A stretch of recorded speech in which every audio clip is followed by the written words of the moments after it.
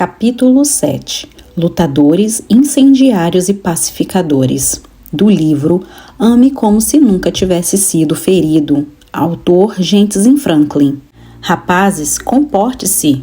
A voz de papai atravessou o ar em direção ao local onde meus 2 irmãos e eu estávamos fazendo um tumulto. Parecia que ele sempre estava dizendo para a gente parar de bagunçar. E, fiel ao seu caráter, ele seguia a ordem nos lembrando das consequências caso a gente desobedecesse. Mas menino não deixa de ser menino. Não me lembro exatamente como isso aconteceu. Talvez meus irmãos e eu tenhamos começado a brigar no quarto, ou apenas tenhamos continuado uma disputa anteriormente interrompida. No entanto, começou e terminou com um estrondo. Mostrando a sua força, um dos meus irmãos mais velhos pegou meu pequeno corpo em seus braços e me jogou na parede.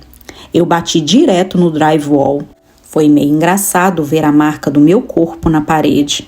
Nós 3 ficamos boquiabertos e com os olhos arregalados por causa do buraco gigantesco. Papai, é claro, não achou engraçado. Eu ouvi meu pai gritar para nós entrarmos para o quarto dele. Era o momento do julgamento. Sabia que merecíamos ser punidos e planejei levar a surra como um campeão. Meu pai era um grande homem que sempre manteve suas emoções sob controle. Eu nunca tinha visto ele perder a calma. Ele ficava chateado conosco por nos comportarmos mal. E sempre merecíamos suas palavras corretivas e qualquer punição que ele pudesse distribuir. Mas ele certamente nunca nos disciplinou por raiva. Eu admirava meu pai por isso. Dessa vez era diferente.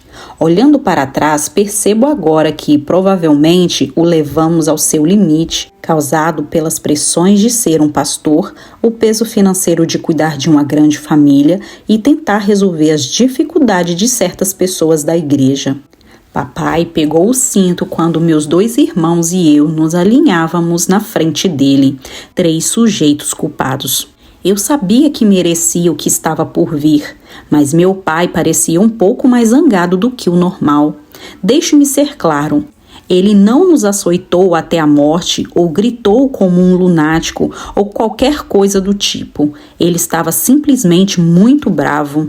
Depois que nós 3 levamos nossas chicotadas, meus irmãos e eu saímos da sala. Doloridos e envergonhados, juramos a nós mesmos que nunca mais iríamos brigar em casa de novo. 1 hora depois, enquanto estávamos brincando com os nossos soldadinhos de brinquedo ou algo assim, nosso pai gritou: "Rapazes, por favor, voltem para o quarto." Meu estômago afundou. Ainda estávamos encrencados? A surra não foi o suficiente? Meus irmãos e eu trocamos olhares confusos e lentamente nos arrastamos de volta ao quarto dele. Eu nunca vou esquecer o olhar no rosto do papai. Seus olhos estavam avermelhados de chorar e pesados de tristeza. Eu entenderia muito bem essa mesma expressão de pai muitos anos depois. Eu estava confuso. Nós fizemos algo errado? E então veio o mais comovente ato de humildade que eu já havia experimentado de pai para filho. Enquanto nós 4 estávamos em círculo, papai caiu de joelhos. Lágrimas começaram a escorrer por sua face. Soluços profundos e dolorosos saíam do seu corpo trêmulo. "Me desculpem", ele gaguejou. "O papai de vocês errou. Eu perdi a paciência e não deveria ter feito isso com vocês." Papai sempre insistiu que nos desculpássemos um com os outros, nos fazendo dizer "me desculpe" por roubar um brinquedo ou por xingar alguém. Mas lá na nossa frente, com os joelhos dobrados no carpete, tratava-se de um grande homem, nosso pai, desculpando-se conosco. Embora eu fosse um garotinho, sabia em meu coração que não poderia ter sido fácil para ele admitir que estava errado. Essa imagem memorável de humildade deixou uma marca em nossas vidas. Era uma cena que nenhum de nós jamais esqueceria. E então papai tirou o cinto. Ele o apertou com força na mão trêmula enquanto o entregou a um de nós. "Aqui", disse ele, "bata em mim." Meus irmãos e eu olhamos para ele congelados.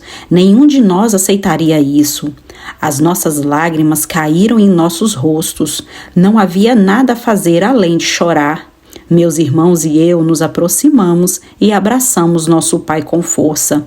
O Espírito de Deus estava naquele quarto conosco, empunhando o seu poder em um momento de perdão, de raiva controlada e de vidas mudadas para sempre.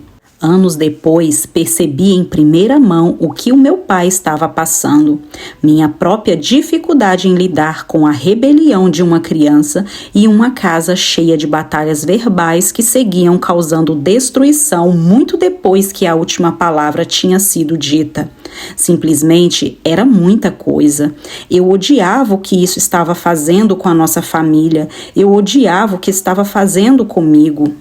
O amor não se ira facilmente. Você se lembra de um momento em que você perdeu o controle do seu temperamento?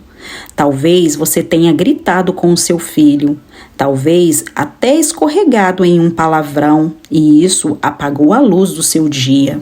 Talvez você já estivesse no limite ao dirigir para a casa do trabalho, então alguma pessoa lhe fechou e você começou a gritar com ela e a andar com o carro colado ao dela.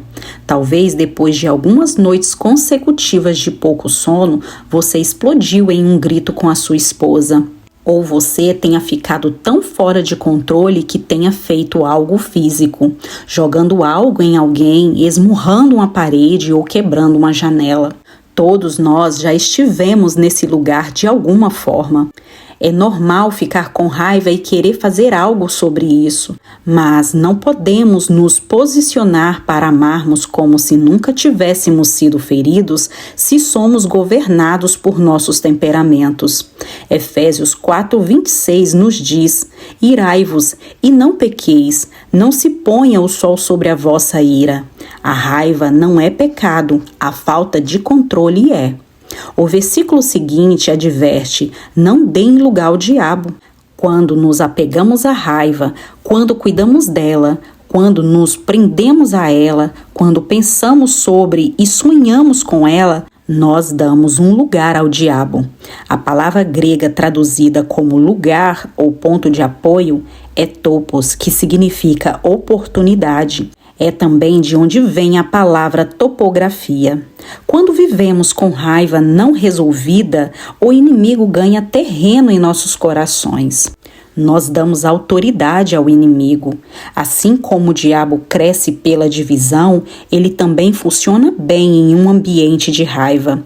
Pois, onde há inveja e ambição egoísta, aí há confusão e toda espécie de males. Tiago 3,16. Não dê ao inimigo qualquer território para montar o seu acampamento. A ira é vizinha do perigo. A melhor cura para administrar sua ira é tardar-se. Melhor é o que tarda em irar-se do que o poderoso. Provérbios 16:32. Um dos piores frutos da ira é a vingança, como eu falei no capítulo 4. A vingança é um péssimo companheiro de viagem. É como morder um cachorro porque o cachorro mordeu você.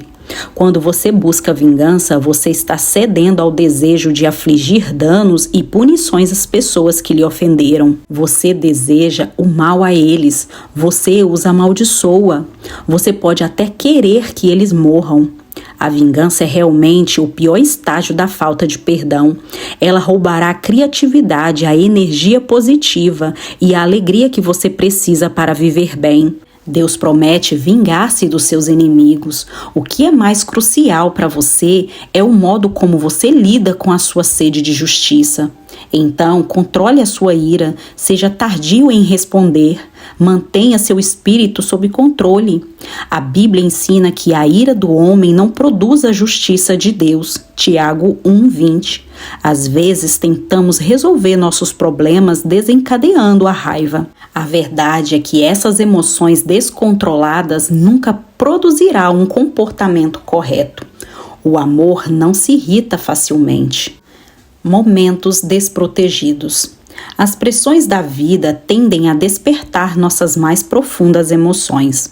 Em tais situações, somos vulneráveis ao que chamo de um momento desprotegido. Tudo o que você precisa é de alguns minutos ou mesmo alguns segundos e você pode perder sua reputação, seu testemunho, seu ministério ou seus relacionamentos. Davi quase perdeu o trono por causa de um momento desprotegido. Vou chegar lá em uns minutos. Permita-me primeiro compartilhar um dos meus. Certa noite, quando nossos filhos eram pequenos, eu os levava para casa após um culto de quarta-feira à noite. Cherice tinha saído da cidade e eu estava sozinho com todos os 5 filhos. Na volta para casa, todos começaram a gritar dizendo que estavam morrendo de fome. Paramos em um restaurante fast food com grandes iniciais. Depois que chegamos ao drive-thru, pedi 5 refeições de cheeseburger para crianças, pedindo específica e enfaticamente que fossem sem cebolas e picles. De volta para casa, as crianças já estavam rasgando suas embalagens de papelão e desembrulhando seus hambúrgueres quando alguém gritou de pavor: "Tem cebola no meu!" Então, outro lamentou: "Tem picles no meu!" Acontece que todos os lanches tinham picles e cebolas. Crianças sendo crianças, elas não comeram nada. Eu joguei todas as 5 refeições, infelizmente, no lixo e dei cereal para as crianças comerem. Na quarta-feira seguinte, as crianças e eu fomos para o mesmo restaurante depois do culto.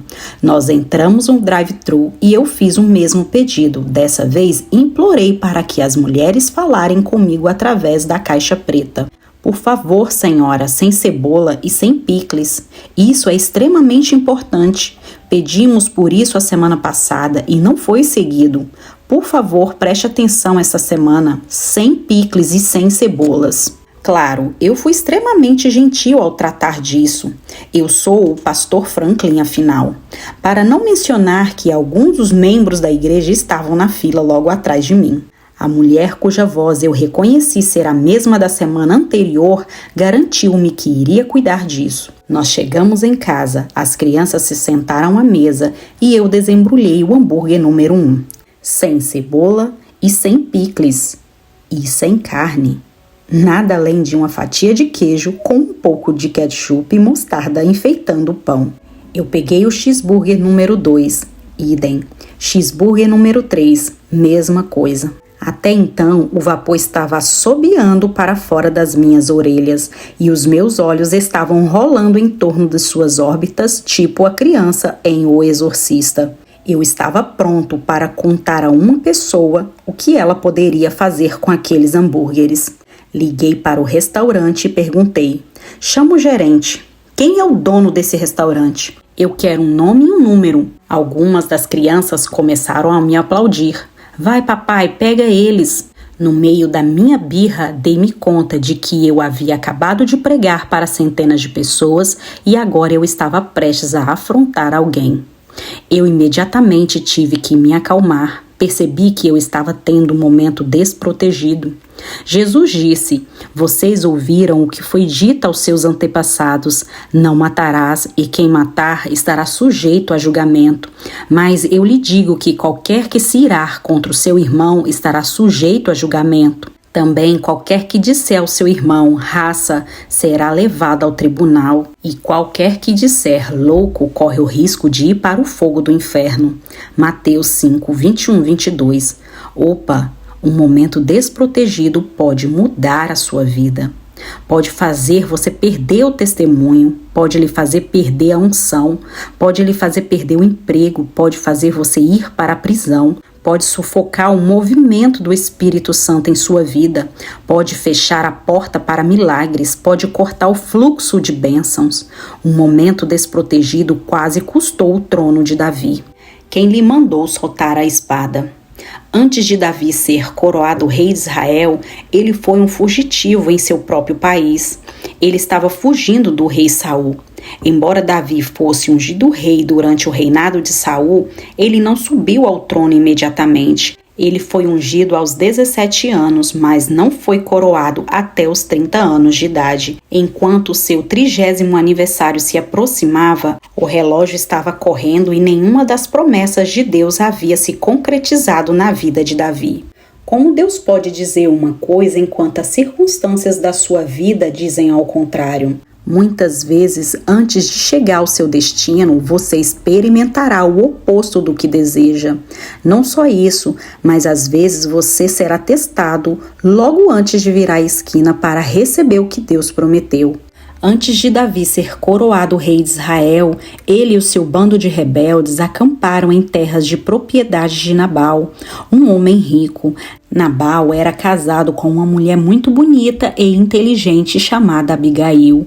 Embora este homem tenha agido tolamente, sua esposa usou o discernimento para honrar Davi, o homem de Deus. Veja 1 Samuel 25. Os homens de Davi haviam decidido proteger e guardar os pastores de Nabal. Em vez de pedir pagamento em dinheiro, eles pediram comida para restabelecer suas forças. Nabal agiu exatamente como seu nome, que significa tolo. Ele se recusou a dar qualquer alimento a eles, adicionando insultos à injúria. Ele acusou Davi de ser um servo que havia se separado de seu mestre. Em outras palavras, ele chamou Davi de um ninguém. Ao rejeitar Davi, Nabal o insultou. Quando os homens de Davi relataram o que havia acontecido, Davi ficou furioso. Neste momento desprotegido, reuniu 400 dos seus mais ferozes guerreiros. Ponham suas espadas na cintura, rapaziada, disse ele. Vamos pegar esse Nabal. Que Deus castigue a Davi e o faça com muita severidade, caso até de manhã eu deixe vivo um só do sexo masculino de todos os que pertencem a Nabal. Quantos de vocês chegaram a um ponto de explosão em sua vida? Estresse no trabalho, problemas de saúde, problemas no casamento, toneladas de lavação de roupa suja, crianças gritando, chefe antipáticos. Então algo acontece que faz você perder isso. Quando a pressão aumenta e nossas reservas emocionais e mentais estão se esvaziando, basta uma conversa, uma cutucada em nossa ferida que já está escorrendo, uma pessoa nos envergonhando ou um comentário doloroso e podemos rasgar alguém em pedaços. Talvez não fisicamente, mas por meio de nossas palavras ou ações rancorosas. A emoção humana é imprevisível e os cristãos certamente não estão isentos daqueles momentos em que as pressões da vida trazem nossas emoções mais cruas e profundas. Pense sobre isso. Como fica seu nível de paciência quando o estresse é maior? Ou quando a conta bancária está diminuindo? Ou quando seus adolescentes estão aprontando? Ou quando o chefe exige mais tempo por menos salário de novo? Ou quando você está cuidando de um pai idoso com Alzheimer e você já se sente esgotado cuidando de seus próprios filhos? Não é tão fácil esmagar emoções de fogo nessas situações. Quando Abigail ouviu que Davi estava vindo para destruir sua família, ela não desmoronou-se diante da crise iminente. Em vez disso, ela preparou um piquenique. A resposta calma desvia a fúria, mas a palavra ríspida desperta a ira. Provérbios 15:1. Abigail cuidadosamente ajustou seu tempo e foi ao encontro de Davi. Ela preparou uma incrível refeição de pão, vinho, cordeiro e bolo. Ela chegou e ofereceu a ele e aos seus homens o que ela havia preparado. Ela alimentou Davi, acalmou-o e fez com que ele relaxasse.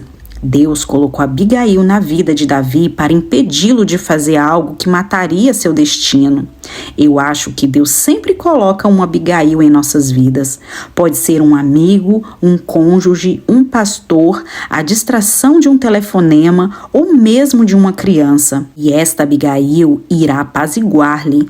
Talvez você tenha uma Abigail em sua vida. Se não, quero apresentar-lhe alguém que sempre estará presente para você. O Espírito Santo. O Espírito Santo quer interceptar seus momentos desprotegidos. Assim que você estiver pronto para afrontar alguém, o Espírito Santo pode sussurrar em seus ouvidos: solte a espada. Seja qual for o desafio que estiver diante de você, saiba que é uma distração projetada para o inimigo lhe afastar do seu destino. Se Davi estivesse ignorado a intercepção de Abigail, isso teria estragado tudo, e ele não teria sido coroado rei de Israel. Esteja ciente de seus momentos desprotegidos. Nunca responda às picadas de tornozelo de um homem menor. Não se sinta como se você tivesse que descer ao mesmo nível. Deus vai lidar com pessoas assim. Uma coisa surpreendente sobre essa história é que Nabal morreu algumas semanas depois. Davi se casou com Abigail e ele acabou se tornando um grande rei. Ao salvar o futuro de Davi, essa mulher garantiu o próprio futuro. Deus cuidou do inimigo de Davi. Ele quer fazer o mesmo por você. Então, quando a discussão irrompe, quando alguém faz seu sangue ferver, quando alguém que você ama diz algo ou faz algo que lhe corta ao meio, deixe o Espírito Santo entrar. Deixe que ele impeça você de fazer algo estúpido que custará a sua família, seu sonho ou seu destino. Às vezes você tem que calar. Há momentos em que somos incapazes de nos desconectar fisicamente de uma situação, mas podemos afastar nossas espadas de outra forma, calando a boca. Costumávamos cantar uma velha canção cristã na igreja sobre como o Senhor lutaria nossas batalhas se permitíssemos que Ele o fizesse e sempre teríamos a vitória. Você não precisa discutir com seu inimigo, você precisa se calar e deixar o Senhor lutar as suas batalhas. Você não precisa afrontar as pessoas que fofocam sobre você. Você precisa deixar que Deus lhe mostre o erro de seus caminhos. Você não precisa berrar com seus filhos porque eles fizeram algo estúpido. Você precisa ficar quieto e deixar que Deus trabalhe em suas vidas. Você não precisa lançar um "você me paga" ao seu cônjuge depois que ele ou ela disse algo doloroso. Você pode orar e dizer para si mesmo: fique quieto, há uma vitória em progresso nessa situação. Você provavelmente conhece a história sobre como Israel conquistou a cidade de Jericó. Não foi um resultado de seus soldados bem armados ou de suas estratégias de batalha bem calculadas. Deus prometeu a vitória de forma inusitada. Ele ordenou que o povo marchasse pela cidade uma vez por 6 dias, seguido por 7 vezes no 7º dia, durante o qual os sacerdotes tocariam os chifres e o povo gritaria. O que é interessante, e muitos perdem esse detalhe crucial, é que, antes que isso acontecesse, Josué ordenou ao povo: não deem o brado de guerra, não levantem a voz, não digam palavra alguma, até o dia em que eu lhes ordenar. Então vocês gritarão. Josué 6:10. Em outras palavras, cale a boca até que eu diga o contrário. Quantas vezes você abriu a boca e causou destruição com as palavras que saíram? Talvez você tenha xingado alguém e no mesmo momento em que a primeira palavra escapou, você sabia que ela estava errada. Talvez você tenha gritado comentários dolorosos que influenciaram negativamente o que antes era uma grande amizade. Talvez você tenha repreendido o ente querido sem qualquer medida de autocontrole, e isso marcou seu senso de identidade. Da próxima vez que você estiver tentando atingir esse estado, fique quieto, o milagre está em progresso. Eu gosto do que Benjamin Franklin disse: lembre-se não apenas de dizer a coisa certa no lugar certo, mas muito mais difícil de deixar de dizer a coisa errada no momento tentador. Seja um fabricante da paz. Jesus disse: bem-aventurados os pacificadores, pois serão chamados filhos de Deus. Mateus 5:9. Outra tradução diz: bem-aventurado os que fazem a paz. Eu gosto do termo fabricantes da paz. Chega um momento em que você deve lutar pelo que acredita. Chega um momento em que você deve lutar pelos seus direitos e às vezes pela sua própria vida. Mas assim como há tempo para a guerra, há também um tempo para a paz. Veja Eclesiastes 3:8. Alguns de nós somos lutadores naturais. Isso nem sempre é uma coisa ruim, mas pode não ser saudável. Eu admito que eu sou uma dessas pessoas. Se eu realmente acredito que estou certa em alguma coisa, eu vou lutar contra você até as últimas consequências. Tente roubar meu barco. Eu vou afundar nós dois antes que eu permita que você faça isso. Pergunte a si mesmo, quando você se encontra no meio de uma situação tensa e acalorada, como sua presença muda as coisas? Você adiciona querosene às chamas flamejantes ou você apaga o fogo? Tenho certeza que você conhece alguém que tem talento para agitar as coisas. Se ele enfiar a cabeça em uma conversa que você está tendo com um amigo, ele vai rapidamente perder a compostura, aumentar o volume ao máximo e elevar a conversa a um nível tenso de loucura. Parece que em todo lugar que ele vai, o problema aparece. Alternativamente, uma pessoa que fabrica a paz irá neutralizar situações. Ela não vai atiçar as chamas, ela apagará o fogo. Pense em Abigail, pense em Jesus. Tenha em mente que a paz não é a ausência de problemas. Paz não significa que todos gostarão de você ou que você nunca experimentará resistência. A paz está em pé no meio de uma tempestade quando o raio cai a alguns centímetros de distância. O trovão bate em suas orelhas, seus olhos estão embaçados pela chuva forte, você mal consegue ficar em pé, mas escolhe permanecer calmo e não entra em pânico. Você escolhe confiar em Deus, você escolhe ficar em paz no meio de uma tempestade. Não deixe a contenda afetar-lhe, seja um fabricante de paz. A paz interna afeta a atmosfera externa. Então, fique tranquilo quando seu cônjuge tentar atiçar brigas. Mantenha sua paz quando seu adolescente disser algo ruim para você. Mantenha sua paz quando alguém fofoca pelas suas costas. Mantenha a sua paz quando alguém na igreja espalha mentiras sobre você. Esteja em paz quando os outros não estão. Estou totalmente em paz com o fato de que todos não estão em paz comigo. Não é que eu esteja bravo com as pessoas ou que as ofendi intencionalmente. É que nem todo mundo gosta ou concorda comigo. Eu estou bem com isso. Eu me esforço para estar em paz com todos. Mas o sentimento nem sempre é recíproco. Nem todo mundo vai querer estar em paz com você. Paulo escreveu, façam todo o possível para viver em paz com todos, Romanos 12, 18. Às vezes, simplesmente não é possível. Há momentos em que nossas iniciativas de fabricantes de paz nem sempre são bem-sucedidas. Você pode se desculpar com a prima que guardou rancor de você por anos, mas ela pode se recusar a deixar isso para lá.